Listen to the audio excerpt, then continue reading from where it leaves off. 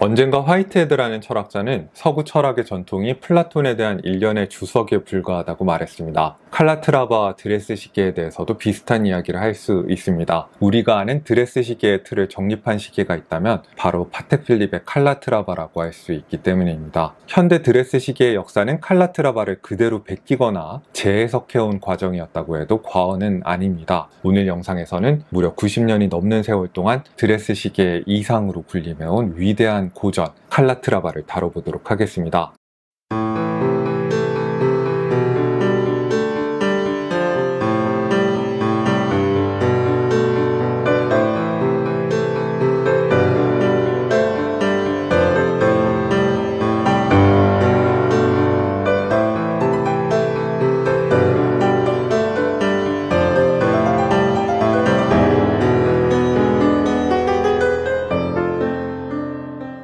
2004년에 처음 등장해서 불과 몇 년 전에 단종된 5196 컬렉션은 모델 번호에서도 짐작하시겠지만은 레퍼런스 번호 969로 대표되는 원조 칼라트라바의 직계 후예입니다. 현행의 칼라트라바 컬렉션이 아쉽게도 원조 칼라트라바에서 조금은 벗어나 있는 만큼 현대적인 만듦새와 역사적 디자인에 대한 충실성 사이에서 균형을 잘 잡은 5196보다 칼라트라바의 역사를 이야기하기에 적절한 시계는 없을 겁니다. 이 시계를 소장하고 계시는 구독자님께서는 이전까지는 화려한 스포츠 시계를 좋아하시다가 칼라트라바를 계기로 단정한 드레스 시계로 관심을 돌리게 됐다고 말씀을 주셨는데요. 이 시계라면 충분히 그런 전환점을 만들 수 있을 거라는 생각이 듭니다. 칼라트라바는 2023년 현재 파텍 필립에서 가장 장수하고 있는 컬렉션이기도 하고 많은 시계 팬분들이 파텍 필립 하면 가장 먼저 떠올리는 시계이기도 합니다. 하지만 처음 등장했을 때만 해도 파텍 필립답지 않은 의외의 시계로 여겨졌습니다. 이전까지 파텍 필립은 단순한 디자인의 시계보다는 복잡하고 섬세한 컴플리케이션으로 유명했기 때문입니다. 왜 파텍 필립이 이전과 다른 접근을 취했는지 알기 위해서는 시대적 맥락을 함께 이야기하지 않을 수 없습니다. 최초의 칼라트라바가 세상의 모습을 드러낼 때는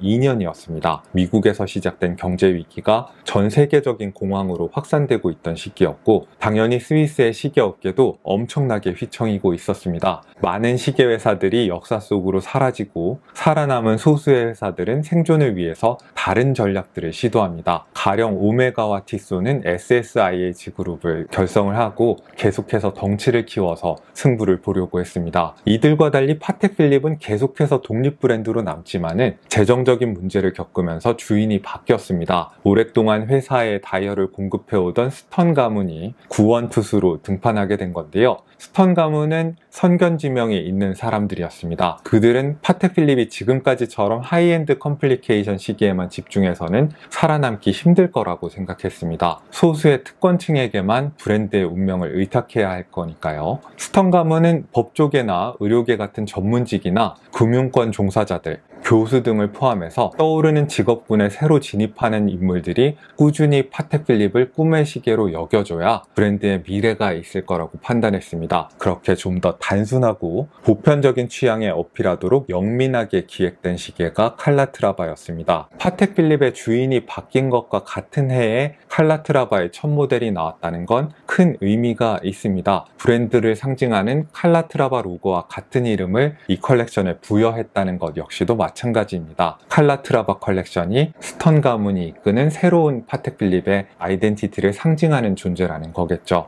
때때로 우리는 현대인의 시각에서 수십 년 전의 디자인을 함부로 평가하는 잘못을 범하기도 합니다. 지금 칼라트라바의 외양이 우리에게 충격으로 다가오기보다 익숙하게 느껴진다면 그동안 너무나도 많은 드레스 시계들이 이 시계를 따라해 왔기 때문일 겁니다. 1932년을 기준으로 한다면 칼라트라바는 시대를 한참 앞서 나가는 혁신적인 디자인이었습니다. 칼라트라바 이전까지의 손목시계들은 본격적인 손목시계라기보다는 회중시계의 가죽끈을 단 것 같은 원시적인 형태를 벗어나지 못하고 있었습니다. 러그는 아직 러그라기보다는 끈을 달 수 있는 고리의 형태에 가까웠고 시계줄은 케이스의 크기에 비해서 폭이 좁아서 착용감이 좋지 못할 때가 많았습니다. 이를 못마땅하게 여겼던 칼라트라바의 디자이너는 처음부터 케이스에다가 굵고 큼직한 러그를 통합시켜버립니다. 거기다 요즘 기준으로도 케이스 직경에 비해서 아주 넓어 보이는 가죽 밴드를 달았습니다. 이는 기능적으로나 심미적으로 기능적으로나 큰 의미가 있었습니다. 기능적으로 보면 시계가 손목에 더 편안하게 안착할 수 있게 됐고, 심미적으로 보면 케이스와 러그의 디자인이 따로 놀지 않고 일관성을 갖게 됐습니다. 그렇게 칼라트라바는 회중시계의 흔적을 완전히 지워버린 제대로 된 손목시계가 됩니다.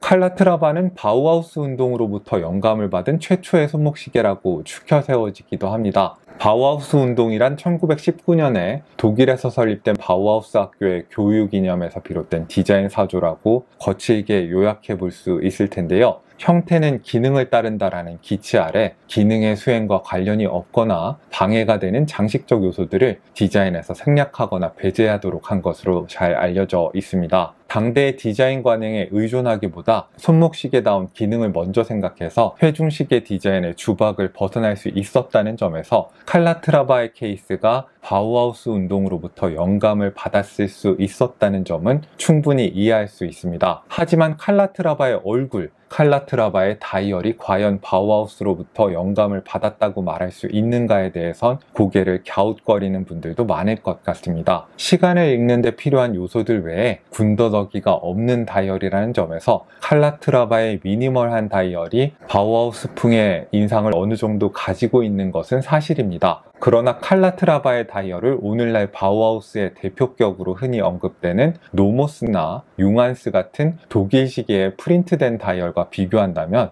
괴리감이 상당히 크게 느껴집니다. 칼라트라바의 정교하게 3차원적으로 커팅된 아플리케 인덱스와 도핀 시분침을 살펴본다면 바우하우스라고 부르면 뭔가 미안한 감정이 듭니다. 아무래도 장인의 손길을 거친 고급스럽고 입체적인 피니시와 디테일이 없지 않은 시계이니까요. 물론 이걸 보고도 칼라트라바가 여전히 바우하우스로부터 영감을 받은 시계라고 주장할 수 있는 몇 가지 방법이 있습니다. 첫 번째 방법은 바우하우스로부터 본격적으로 영감을 받은 부분이 칼라트라바의 다이얼이 아니라 케이스라고 주장하는 것일 겁니다. 이 답변은 적어도 칼라트라바의 매끈한 케이스만큼은 장식적 요소보다 기능을 중시한 접근을 취한 것이 분명하다는 점에서 설득력이 적지 않습니다. 하지만 다이얼을 포함하지 않은 바우하우스 시계라는 건 사람들의 직관과 동떨어진 것이라서 답변이 썩 만족스럽지는 않습니다. 두 번째 방법은 인덱스와 핸즈에 섬세하게 들어간 디테일이 불필요한 장식이 아니라 다 기능이 있다고 주장하는 것입니다. 이렇게 인덱스와 핸즈에 3차원적인 커팅이 많이 들어가면 보기에만 예쁜 게 아니라 가독성도 좋아집니다. 빛이 어느 방향에서 들어오던지 간에 반드시 어느 쪽은 반짝이고 다른 쪽은 그림자가 질 테니까요. 하지만 이 답변은 바우하우스 시계에 대한 우리의 직관에 반하는 아주 복잡한 시계라 해도 기능만 있다면 바우하우스적이라고 임의적으로 정당화해 줄 수 있다는 문제가 있습니다.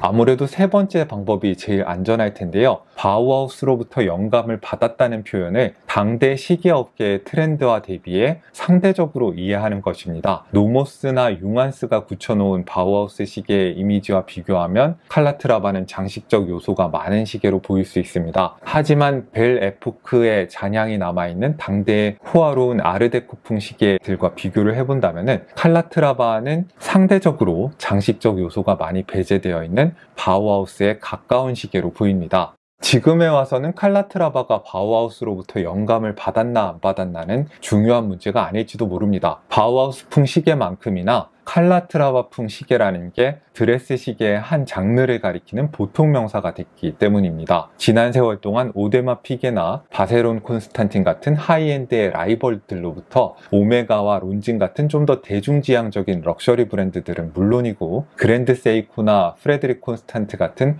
후발주자들까지 칼라트라바의 스타일을 무수히 모방하고 재해석해 왔습니다. 그들이 만든 시계들 중에서는 칼라트라바보다 피니시가 좋은 시계도 있을 수 있고 칼라트라바보다 더 정확한 시계도 있을 수 있고 칼라트라바보다 더 얇은 시계도 있을 수 있습니다. 하지만 진짜 칼라트라바를 파텍 필립이 만들었다는 사실은 영원히 남을 겁니다.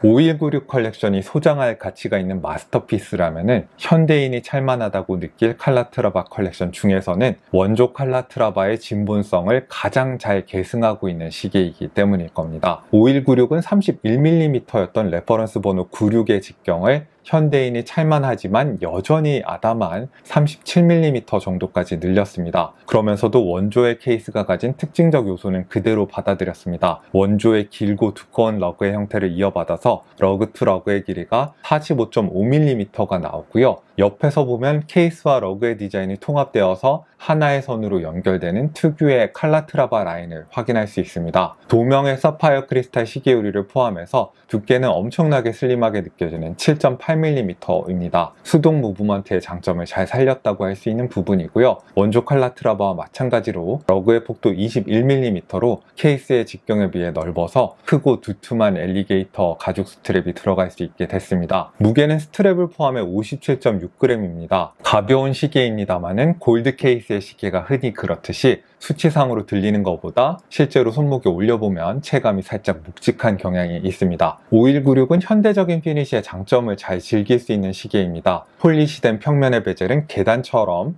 입체적인 층을 이루면서 케이스로 내려오도록 되어 있어서 잘 브러쉬된 케이스의 측면과 대비를 보여주고 있습니다. 러그는 안쪽은 쭉 뻗어 있고 바깥쪽은 살짝 곡선이 들어가 있어서 단순히 길기만 한 것이 아니라 좀 더 섬세한 뉘앙스를 갖게 됐습니다. 슬림한 케이스의 3시 방향에는 칼라트라바 십자가가 각인된 아주 납작하고 넓은 크라운이 밀착되어 있습니다. 5196의 다이얼은 원조의 정신에 충실하면서도 원조보다 더 매력적이라고 느껴질 부분과 다소 아쉬운 부분이 공존합니다. 날짜창이나 중앙 초침이나 장식적인 베젤 같은 원조 디자인의 순수함을 깨는 요소들이 첨가되지 않은 건 5196에서 가장 칭찬할 만한 부분입니다. 수직 방향에 독특한 결이 가해진 다이얼의 특이한 질감은 상당히 매력적이고요. 로즈골드 인덱스와 시분침의 커팅은 파텍 필립의 명성답게 빈티지 모델보다 더 날카롭고 정교하게 다듬어졌습니다. 또한 샌드위치를 연상시키는 아플리케 미니링도 빈티지에는 없던 매력적인 디테일이라고 할 수 있습니다. 원조에 비해서 다소 모자라게 느껴지는 부분이 있다면 37mm의 케이스 직경에 비해서 다소 작은 무브먼트를 채택해서 스몰 세컨드가 다소 작은 데다가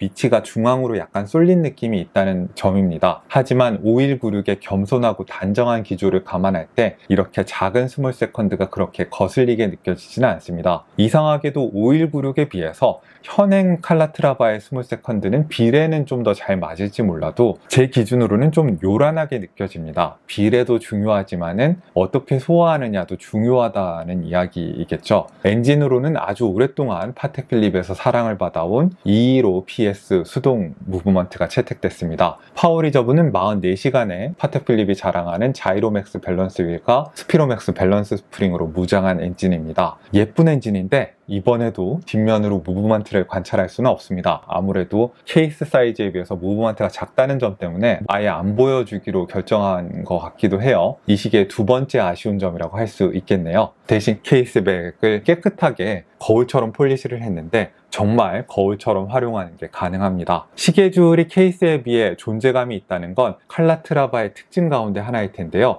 너비도 넓은 데다가 패드도 들어가 있습니다. 엘리게이터 스트랩다운 무늬에다가 요란하지 않을 정도의 폴리시된 광택도 가지고 있고요. 안쪽에는 송아지 가죽을 대어서 착용감이 좋도록 배려가 되어 있습니다. 스티치도 아주 멋지고요.